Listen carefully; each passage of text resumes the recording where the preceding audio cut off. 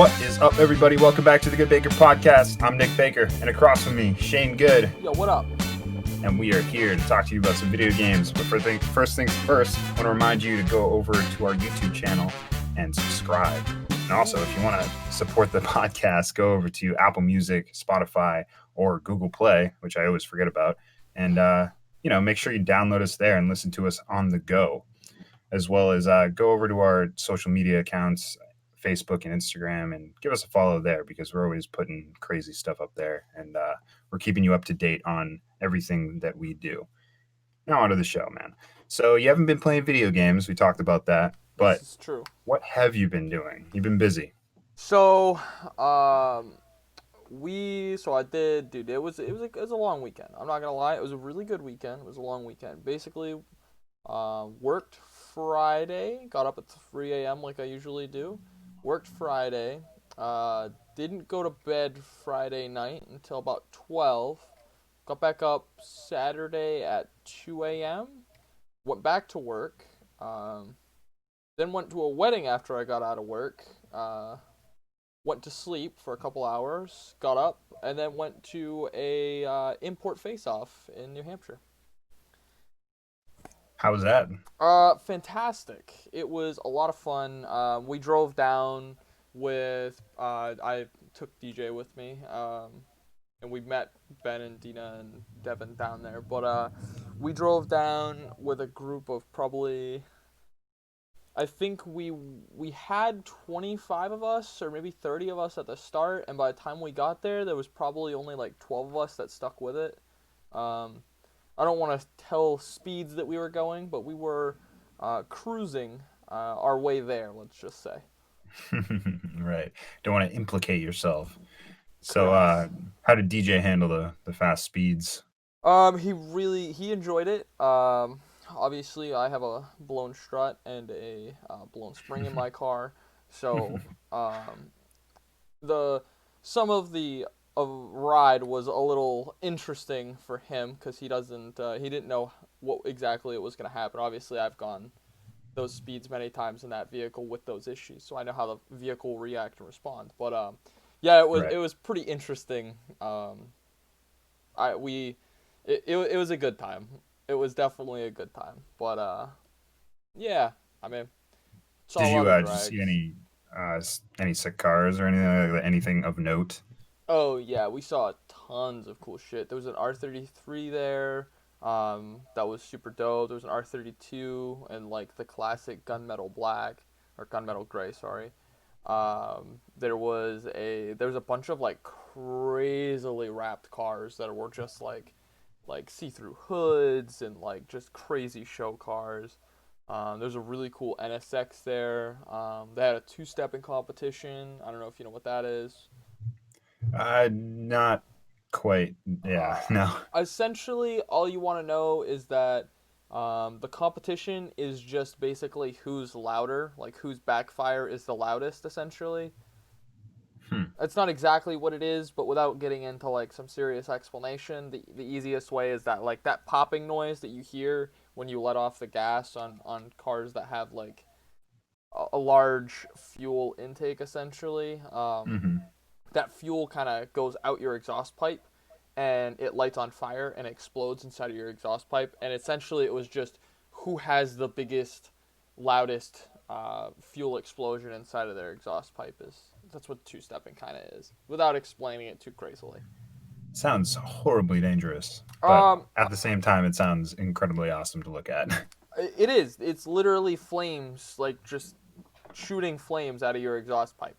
It's very, very, very loud. It's like if you were to stand next to like a handgun and shoot it. Oh yeah, I've heard the backfires before, and I've definitely seen that done. I just didn't know the name. Yeah.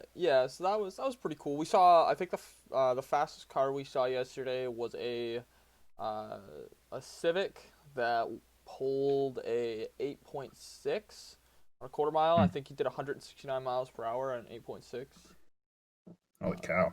Yeah. Damn. It was fast, dude. It was really fast. Did you get any pictures? I did. Here, I'll show them to you now. Ha ha ha ha ha. Ha ha ha Yeah, ha we're ha. totally in the same room. Yes, we are. Wow, Anyways. those are some really cool looking cars. But in all seriousness, you should totally send some of those over to me because I'll just throw some up on the Instagram page so everybody can see them. Yeah, for sure. I think I have pictures of a couple of the cool cars. I think I've got some pictures of that NSX that was really dope. Yeah, Sweet. I'll shoot those over to you. But enough about me, man. What have you been doing this week? So, not a lot, not nearly as much as you, and definitely not getting up half as early as you are. But I have been staying up pretty late and playing Destiny 2 again. So I dove back into that. The Festival of the Lost is right now. It's their big Ooh. Halloween event, and it's a lot of fun. They have what they're calling a haunted forest dungeon or raid, whatever the fuck you want to call it, Mhm. and it's a seven layered race to the finish, pretty much, and you have to make your way through waves and waves of enemies. And when you get to the end, you have to do this like tiny little jumping puzzle to get to these caches, which you can earn keys to in the regular Destiny 2. Like anywhere in the world, you can start to earn these through doing strikes or just random adventure missions or what have you. Okay. And you get to the end there, and you can get some really great gear from the caches. So I've been doing that. I've been playing a bunch of battle royales. I've been dipping back into Apex a little bit and playing some Warzone still. So that's kind of what I've been playing. We'll talk a little bit more about Apex a little bit later because one of our topics has to do with that. But Yes, yes, of without course. further ado, let's get on to the big topics of the week because we don't have a lot of them. It's going to be a little bit of a shorter show, but I imagine we can make it work. So yeah, so the first big topic of the week: PS4 games and how they will work on PS5. So everybody Ooh. was really up in arms about the backwards compatibility controversy around the PS5 and how it would work with the PS4 specifically. And everybody had questions on whether or not it would include PS3, PS2, and PS1 games. It will not include PS3, PS2, and PS1 games. None of those are going to be available for backwards compatibility. I'm sure that they're still going to have their PlayStation Now service moving forward for those titles. But as for everything else, yeah, you're gonna have a great time playing your PS4 games on here and your PS5 games, but not those other titles, Y- unfortunately. But no other um, titles for you. the PS4 games are going to work pretty seamlessly, and it's self-explanatory when you really get down to it. The digital PS4 games are going to cross right over the ones that are free to upgrade, and even the ones that aren't. You're just going to be able to download those with the upgrade feature or without easily, and just download them straight to your PS5.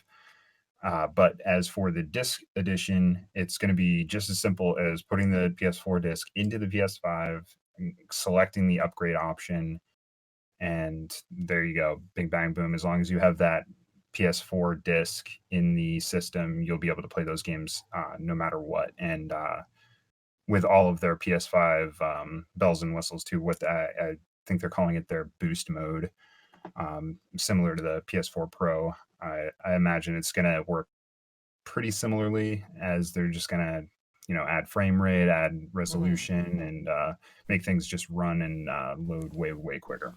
Boy, won't But that be friggin' nice, though. as for the list of PS4 games that are making their way to PS5, there are only 10 games that didn't make the cut, and that's a pretty extreme number of games considering I think the number was above 4,000 or so games that they were considering. And Wow. at first, the messaging was really unclear.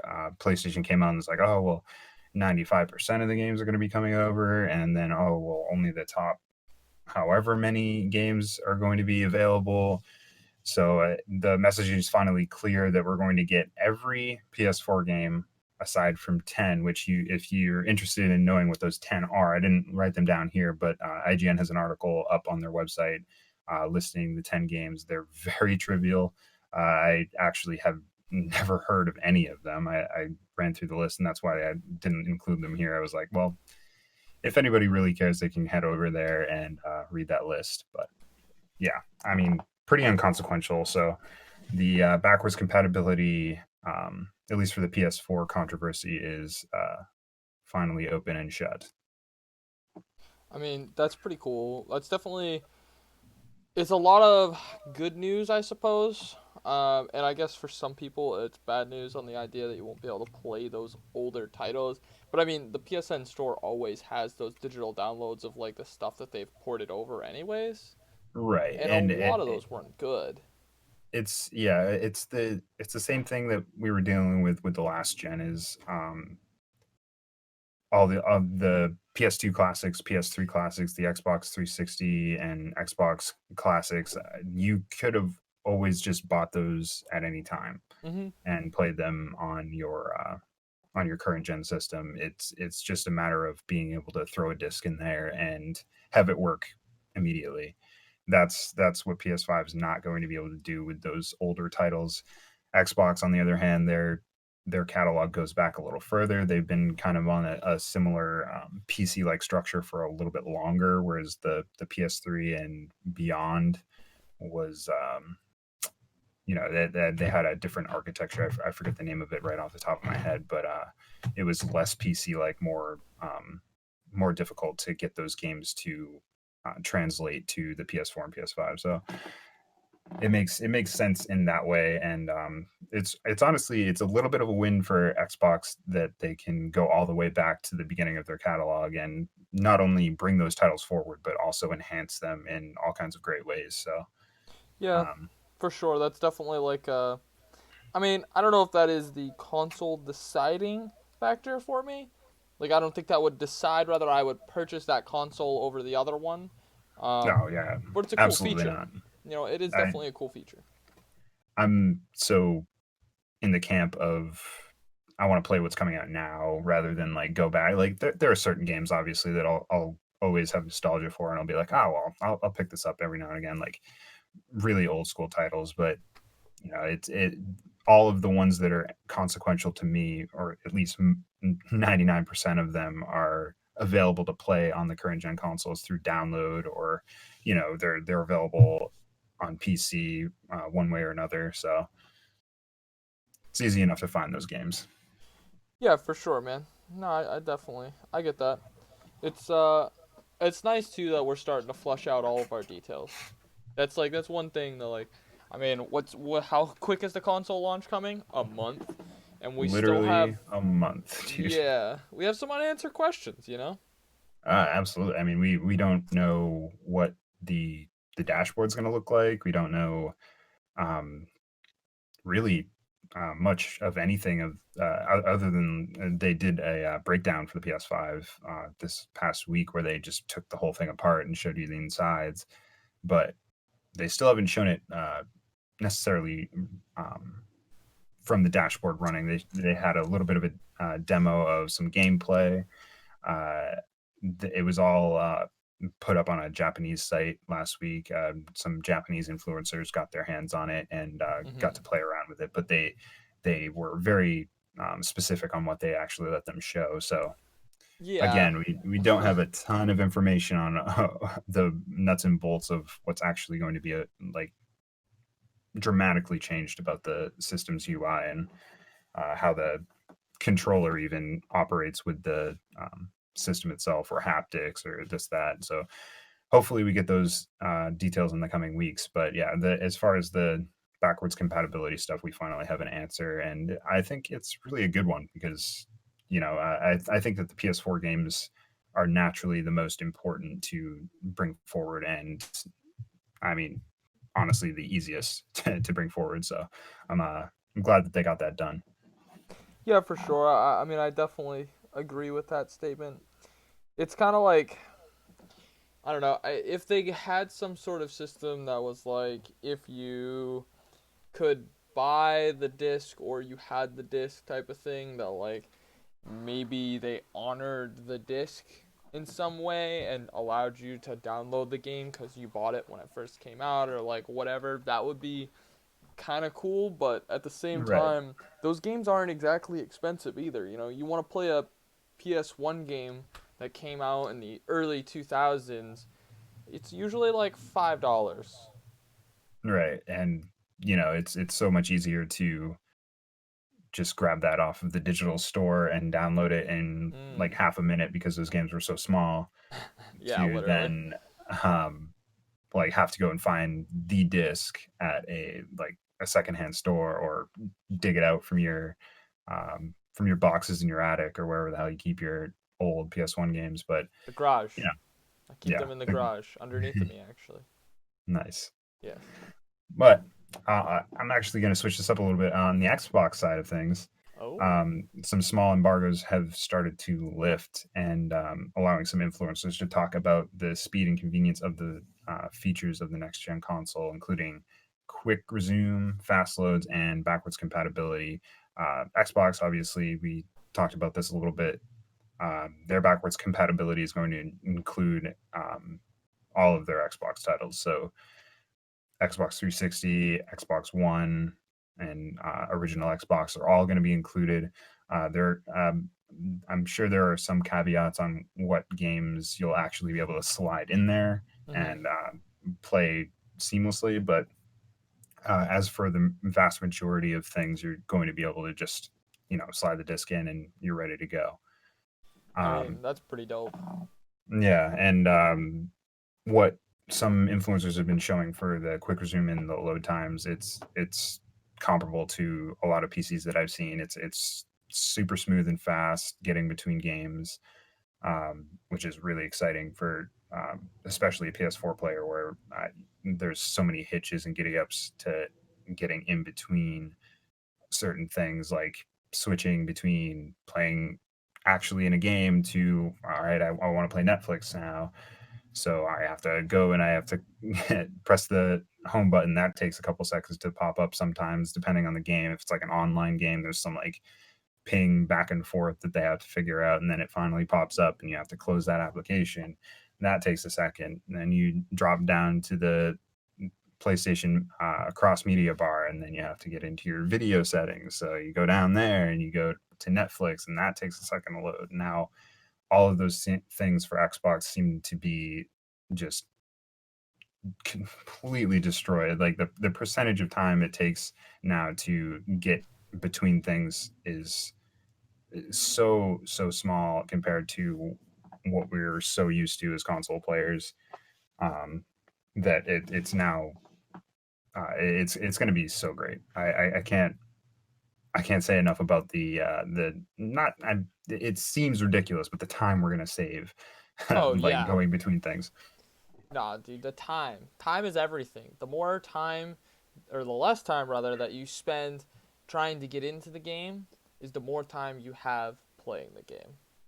Right. So there are a few things that the pre-launch builds that I've seen at least. A few of the videos have there have been some game crashes, things like that, but it's kind of to be expected without the like launch day updates and all the things for the next gen console being completely tethered to the previous gen consoles. Like it's not completely tied together now, but I'm sure as soon as everything launches and the wheels really start hitting the road, Hmm.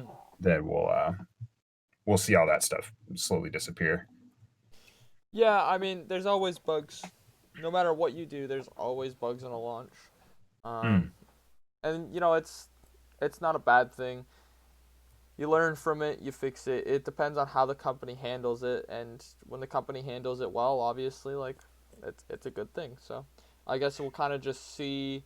I'm sure the day one patches are gonna be absolutely friggin' massive. To be honest with you, though. oh yeah.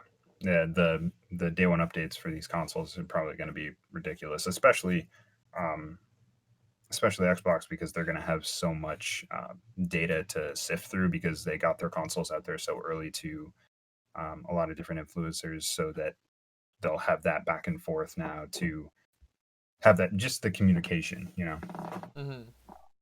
But yeah, that's the thing that I'm a little worried about the PS5. But um, a lot of people don't have them in their hands right now, and they're still as as of right now, I don't think that any American outlets have PS5s in their hands, like, and they're actually able to talk about things and sift through all the details of the problems and the good things. Like, I haven't heard any news as far as that goes, but obviously, as soon as we hear anything, we'll pop it up here on the podcast, and you'll know about it. Damn straight But we will. on to our last topic of the week. This is a little tidbit that I wanted to throw in here because I just think that anytime you're talking about crossplay, it's a good thing, and it's always good for gamers. So Apex Legends finally gets its crossplay. It's in beta form, but I mean that practically means nothing. They're just kind of testing out the waters. You get in there, it's seamless. You add your friends from PC, Xbox, PlayStation, what have you, on your friends list. You can seamlessly get in there into a party. The party chat is a little wonky at this point. Yeah. There's some audio issues here and there, but the gameplay is so smooth, and I didn't experience anything, but the actual power went out when I was playing here. So You think that has that, anything to do with that, or? I mean, it could be like, Apex Legends just could have just crashed my entire network over here, but I I doubt it. But Yeah, it's same, possible. same. It's the worst problem we've ever seen, and I'm just chalking it up to the power. It's like, oh yeah, the power outage is everywhere because of Apex Legends.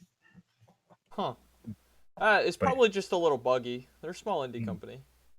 nah, yeah, kind of, right? I mean, come on, yeah, get your shit together. Oh. But yeah, that is everything we have for you this week. If you like this, of course, go over to our YouTube channel, subscribe, like, and comment on any of these things and any of the things you want to talk about. Suggest some things, such as maybe some controversial things. I don't know. Maybe we'll talk about some controversial things in the future. Very Uh, true. Very true. Maybe go around over the to corner. our Apple Music, Spotify, and Google Play, and give us a listen on those platforms as well. And we'll catch you next week. Peace. Peace.